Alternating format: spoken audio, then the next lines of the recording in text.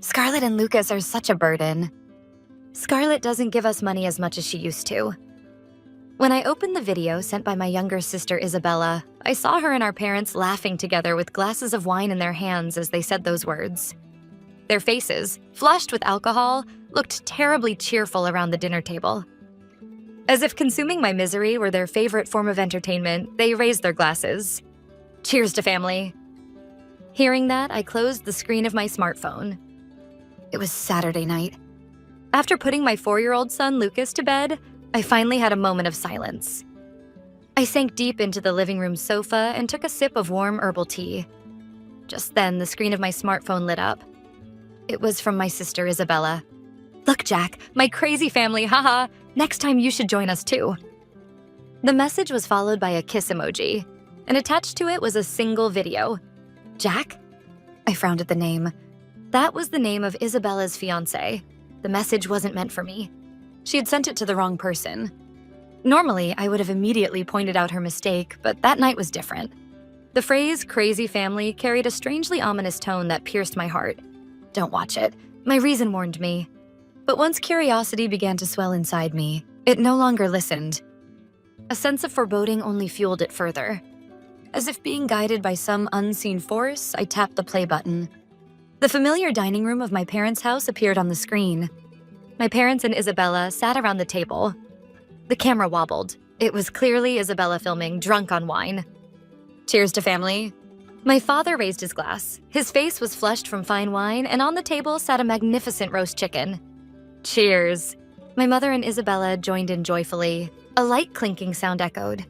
"Oh, this wine is really delicious. Scarlett bought it for us," my mother said with satisfaction, and my father nodded in agreement. Exactly. Once in a while, it's nice to have a quiet meal together, just the family. Absolutely. When Scarlett and Lucas are around, I can't help but feel tense. Lucas is so noisy, and Scarlett always frowns right away. It's honestly suffocating. I heard Isabella's shrill voice agreeing from behind the camera. I know, right? It's so relaxing when it's just us. Their laughter overlapped, bright and carefree. And in that cheerful atmosphere, I realized that the center of their joy was the absence of me and my son. My heart tightened with a cold pain. Then my mother began to speak, her tone thick and sticky with contempt. Still, Scarlett really changed after giving birth to Lucas, didn't she? My chest stirred uneasily. Exactly. I told her she shouldn't have had that child, my father said bitterly, almost spitting out the words. This is what happens when you ignore your parents' advice. She ended up raising him all by herself. It's truly disgraceful. Don't worry, Dad, Mom. I'll never end up like her. I'll graduate from college, marry Jack, and live happily ever after. I'll never become a miserable single mother. From behind the camera, Isabella's shrill, triumphant voice rang out. My mother nodded approvingly at Isabella's words, then let out a deep sigh of exasperation, her expression twisting into one of disgust. Honestly, yes, please. Scarlett, on the other hand, ever since she started saying she has to spend more on Lucas, she doesn't give us money as freely as before. Exactly, Isabella's voice chimed in again. Now it's always for Lucas's college fund or Lucas needs new shoes. She has no idea how hard things are for us. Scarlett and Lucas are just a burden now. As if those words were a cue, the three of them burst into vulgar laughter. My father nodded and the family clinked their glasses together. The cheerful sound overlapped perfectly with the sound of my world shattering. The video ended there. To them, my only worth was as a source of money. And my son, who slightly slowed the flow of that money, was nothing but an obstacle. That's why they called both of us a burden. Those words pierced sharply through my eardrums. No correction message ever came from Isabella afterward. She still hadn't realized the fatal mistake she had made.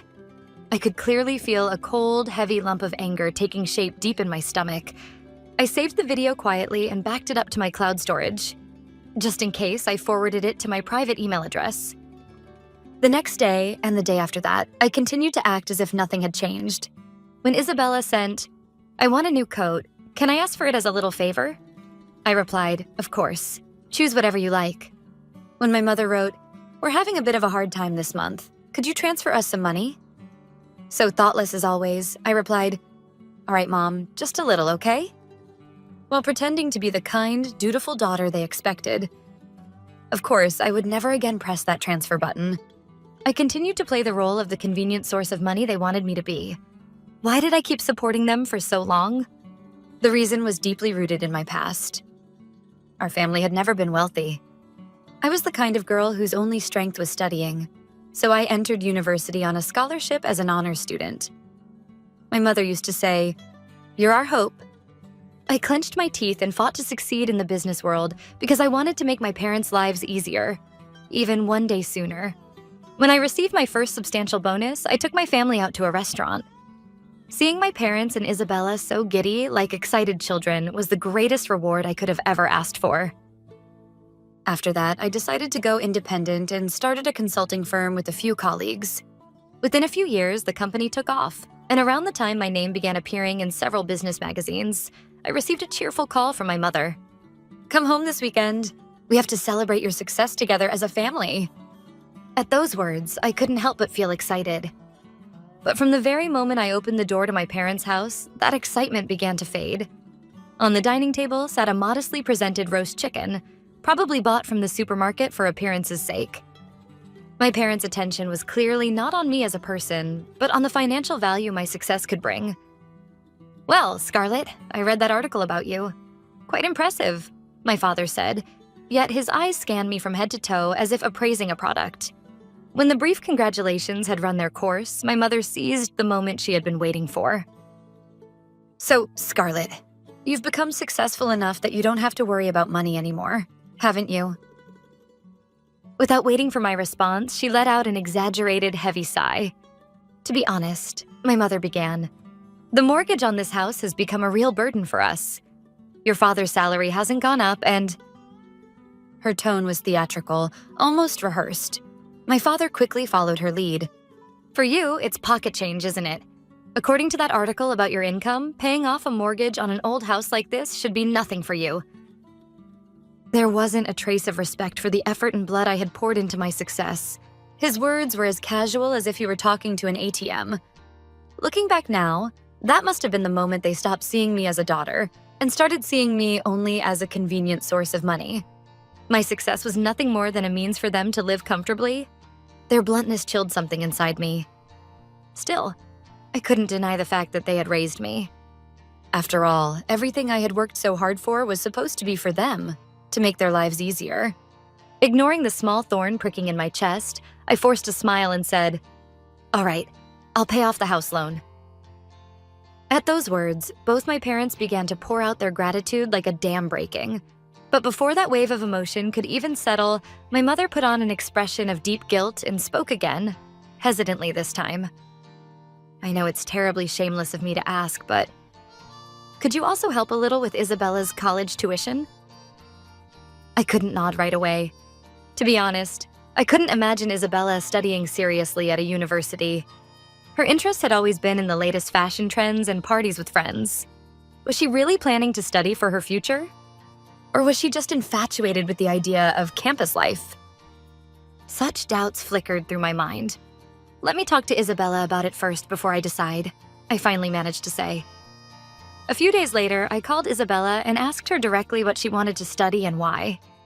Then, in a tone more serious than I had ever heard from her before, she said, "Scarlett, you might not believe me, but I'm serious. I know I've wasted a lot of time just having fun, but seeing how hard you've worked made me want to change. I want to study properly, get into a good company, and make things easier for Mom and Dad as soon as I can. Please help me." Her desperate sincerity shook something deep inside my heart. At that time, I truly believed Isabella had finally begun to take her future seriously. I had no doubt in my mind. I promised to support her tuition, thinking of it as an investment in her future. But now, I can't help but see every word she spoke that day as a carefully crafted performance, one designed to loosen my purse strings. Their thank yous slowly disappeared, while their demands only escalated. My goodwill had quietly transformed into what they saw as their rightful entitlement. Until I saw that video, I had been blind to that pathetic reality.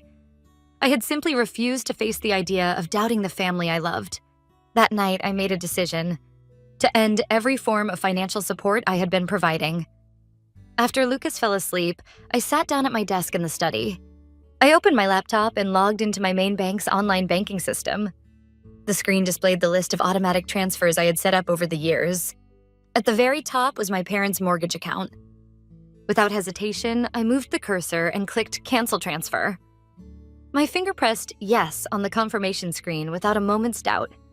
Next, I stopped the payments for Isabella's university tuition. It took only a few minutes. With nothing more than the movement of my fingertips, I had quietly and completely severed the lifeline they had long been feeding on: my goodwill. I clicked Log Out and closed the laptop. The room was silent, but in my ears, I could clearly hear the sound of their future collapsing. They would probably notice something was wrong in about a month. By the time the fateful bills arrived at their door, the countdown to my quiet revenge had already begun. For about a month after that, my world was astonishingly peaceful. I laughed with Lucas at the park, buried myself in work, and went about my days steadily, as both a mother and a business owner. My family's pleas for money continued as usual, but each time I brushed them off with, "I'm busy right now, I'll check later." And then the day suddenly came. It was a Tuesday afternoon, right after I finished an important meeting with a client. My smartphone began to vibrate violently, as if possessed, and my mother's name flashed across the screen. A bad feeling ran through me. No, perhaps it was better to say I had been waiting for this moment. "Hello?" "Scarlett, it's terrible." From the other end came my mother's piercing, frantic scream. "The bank sent us a demand notice. It says the mortgage hasn't been paid. What's going on? Did something go wrong with your transfer?" Holding the phone slightly away from my ear, I replied with perfect calm. "Oh, that's strange. It should be set up for automatic transfer every month. Maybe it's a system error?" "An error? We don't have time for that nonsense. Call the bank right now and find out." "All right, Mom, calm down. I'll check it as soon as I finish work." A few minutes after I hung up, a flood of messages poured in from Isabella. "Scarlett, I just got a notice from the university saying my tuition hasn't been paid. What's happening? I'm going to get expelled if this continues. Do something now." I stared at her hysterical text without emotion and replied with just one line. "Oh dear, that sounds serious. I'll look into it." Neither of them suspected that I had deliberately stopped the payments. They both believed it must be a simple system glitch or a careless mistake on my part. Their ignorance was almost pitiful. I waited for the perfect moment, then called my mother back. "Mom, I checked with the bank, but they couldn't find the cause. Isabella seems upset too, so why don't we all meet and talk in person?" "Yes, you're right. Let's do that," my mother agreed immediately. The stage was set. On Sunday night, I asked a babysitter to watch over Lucas and drove alone. My destination, the house whose mortgage I had been paying for years. The only things that filled my mind were a calm, icy anger and an unshakable resolve to carry out everything that was about to happen. Standing in front of the familiar door, I took a deep breath. When I opened it, as expected, a tense, frigid air seeped out from the living room. My father, mother, and Isabella were sitting on the sofa, positioned like judges waiting to deliver a verdict, staring toward the late-arriving defendant, me. "What the hell is going on, Scarlett?" my father barked before I even had time to take off my coat. "Because of you, we are facing this disaster." "That's right. My whole future is on the line. Transfer the money right now," Isabella shrieked, her voice sharp enough to cut through the air. My mother just looked at me with tearful eyes and kept repeating, "Please, just do something quickly." A storm of blame came from all three of them, each in their own way. They still truly believed they were the victims in this situation. Not one of them questioned the illusion they had built, the image of me as the gentle sister and forgiving daughter who would always save them. I waited quietly for their voices to fade, then slowly spoke. "I know the reason." At the calm sound of my voice, the three of them turned to me with puzzled expressions. "It wasn't a system error. I deliberately stopped every payment." A moment of silence. They couldn't comprehend what I had just said. "What are you talking about?" my mother asked in a trembling voice. Instead of answering, I took my smartphone out of my handbag and placed it on the coffee table in the living room. Then, I tapped the play button. On the small screen appeared the dining room of this very house, the same room we were in now. Still, Scarlett really changed after giving birth to Lucas, didn't she? The sound of my mother's own voice filled the air, freezing her expression in place. My father's eyes widened, and I could see the color drain from Isabella's face. She says she spends more on Lucas these days, so she doesn't give us as much money as before. Scarlett and Lucas are just a burden now. The sound of their vulgar laughter echoed unpleasantly through the living room that had once been filled with family memories. Even after the video ended, no one spoke. They just stared blankly at the black screen that had reflected their own foolish faces. "This," I said, my voice calm and cutting, "is the reason." My tone was colder and stronger than I expected it to be. The moment you laughed at my son, and at me, calling us a burden, you stopped being my family. My mother was the first to regain her senses. Panicking, she waved her hands and forced a smile. "Wait, Scarlett, that was... Well, we had too much wine. It was just a joke." "A joke?" I repeated the word slowly, letting it roll off my tongue like poison. I fought with everything in me to keep the red haze of anger from taking over my vision. "Then tell me something, Mom. The day I told you I was pregnant with Lucas, were your words that day just another joke too?" Her face turned pale in an instant. "You said, 'It's not too late. You should give it up,' didn't you? You said it so casually, as if you were throwing away something you no longer wanted." My father averted his eyes in discomfort. "And when I brought Lucas here for the first time after giving birth, you just watched him from a distance. Not once did you try to hold him." My words made the air in the living room grow heavier with every syllable. When I was on the verge of collapsing from balancing work and childcare, not one of you ever said, "Can we help?" But the money I offered? You took it every time, as if it were your birthright. Without a single word of gratitude. Isabella bit her lip, her face twisting in frustration. "Thanksgiving, Christmas, we were always left out. It's too much trouble with Lucas around." Do you have any idea how many times I've heard that excuse? I took a breath and delivered the final blow. Do you know what Lucas said last year? He asked, "Why can't we go to Grandma's house?" Do you have any idea how much it broke my heart to see the sadness on his face? I slowly raised my head and glared at them, my eyes filled with hatred. And then, to top it all off, that video. Not only did you call my son a burden, but you called me, the one who paid your mortgage and tuition, a burden as well? My voice was icy, every word sharp as glass. You mocked my son, called him a burden, and laughed as if he never should have been born. And you dare to call that a joke? "Yes, we didn't mean it seriously," my mother stammered. "Don't make such a big deal out of it. It wasn't that serious." The one who cut her off was Isabella, her defiance burning in her glare. "You're rich, Scarlett. This shouldn't be a big deal for you. You could have just kept helping us without saying anything. So what if we called you a burden? You're wealthy, but your heart is so small." At that selfish, twisted logic, my anger dissolved into something colder. Pure pity. They would never understand. Not now, not ever. That's enough. I rose to my feet slowly, looking down on them as I prepared to deliver my final judgment. I'm not asking for your apology. The only thing I seek from you is atonement. I took a single business card from my handbag and slid it across the table. Printed on it was the name of my company's legal counsel. "In the next few days, you'll receive a formal notice from him. I'm filing a lawsuit demanding the full repayment of this house's mortgage and Isabella's tuition, both of which I've been paying." "A lawsuit?" my father shouted, his face turning deathly pale. "Yes. And of course, I'll also be seeking a substantial amount in damages for the emotional distress caused to me and my son. You'll lose this house you treasure so much, and every bit of your savings." "That's impossible. You can't do that. We're family," my mother screamed, sobbing. I let out a small, cold laugh through my nose. "Family? You dare use that word?" Turning my back to them, I began walking toward the front door. Panicking, Isabella rushed over and grabbed my arm. "Wait, please, think this through. We were wrong." Her voice was soaked with tears, trembling with desperate pleading. But those words came far too late. Without an ounce of emotion, I shook off her hand and said flatly, without even glancing at her, "It's already too late."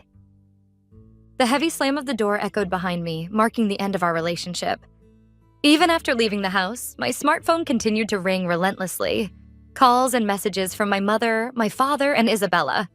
Apologies, begging, desperation. I didn't answer a single one. When I arrived home, I immediately blocked all 3 of their numbers without hesitation. It was over. Truly over. All that remained was to settle everything in court. The lawsuit proceeded quietly and methodically. I entrusted everything to my lawyer and focused on reclaiming a peaceful life with Lucas. I had no interest in knowing how they were doing. As the preparations for trial moved steadily forward and the day of confrontation drew near, my phone rang one afternoon. It was a call from my lawyer. "Miss Scarlett, I have some rather astonishing news to share." On the other end of the line, my usually composed attorney spoke with barely contained excitement. His tone made me tense instantly, fearing that something unfavorable might have happened with the lawsuit. "It's about the case. A presiding judge was officially assigned a few days ago. But in an extremely rare turn of events, the judge reviewed the case file and immediately requested to withdraw from the assignment." "Withdrew? Why, was there some kind of issue?" I could hear the tension in my own voice. Yes. And this is where it gets extraordinary. In all my years of practice, I've never encountered a coincidence like this. He paused briefly, as if savoring the drama of the moment, and then spoke the name slowly, like an actor delivering the climax of a play. The judge's name is Christopher Moore.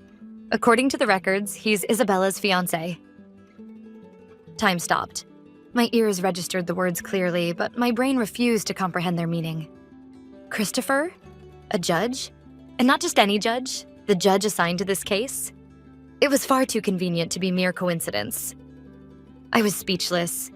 My lawyer's calm voice continued. By professional ethics, he cannot preside over a case involving his fiancé's family. However, before recusing himself, he would have reviewed all primary evidence, including that video, as part of his official duty. At those words, everything became clear. He had seen it. The unfiltered reality of his fiancée and her family's cruelty, displayed in full color and sound. Even if they were drunk, sending such a video to him must have shattered whatever image he had of her. A few days later, I received a brief message from my aunt. I heard about Isabella. Frankly, she got exactly what she deserved. The engagement had been broken off. I didn't need to lift a finger. Their own sins had been exposed, publicly, and to the one man they most wished would never see them. I replied only, "I agree." Then I quietly turned off my phone screen. What rose within me wasn't triumph. I felt no joy in Isabella's broken engagement. What I wanted was justice, delivered through the law, not revenge. In court, that video became the decisive piece of evidence. As the recording played and their vile laughter echoed through the courtroom speakers, they could do nothing but sit pale-faced and trembling. My lawyer methodically demonstrated that their behavior wasn't simple family dependence, but rather a pattern of malicious emotional and financial exploitation. In the end, the court fully ruled in my favor, ordering them to repay the entire amount I had covered, the mortgage, Isabella's tuition, and to pay a substantial sum in damages. My parents sold the house I had once worked so desperately to protect, but even that wasn't enough. They lost every penny of their retirement savings, and what remained was a mountain of debt that would weigh on them for the rest of their lives. As for Isabella, her downfall, though of her own making, was even more brutal. She had envisioned a perfect future, graduating from college and marrying a wealthy judge. The annulment of her engagement shattered that dream completely. With her fairy tale future gone and my financial support cut off, she was forced to find a way to pay the rest of her tuition on her own. A mutual acquaintance later told me that the once proud Isabella had started working the night shift at a diner as a waitress. Now, it seems she lives with my parents in a small apartment on the outskirts of town. I have erased them all completely from my life. One sunny weekend afternoon, I took Lucas to a seaside park. As I watched him play happily in the sand, the ocean breeze brushing his hair, I felt the last remnants of bitterness within me quietly dissolve. "Mommy, look! I made a castle!" Lucas called out to me, his tiny hands covered in sand. That smile, so bright, so pure, is the most precious treasure in my world. I smiled back and ran over to him. "It's wonderful, Lucas. What a beautiful castle you've built." From now on, protecting that smile is my only purpose. As long as I have that smile, I need nothing else. Holding my beloved son's small hand tightly, I walked forward with him, toward a future filled with light. That is the only and most sacred vow of my new life.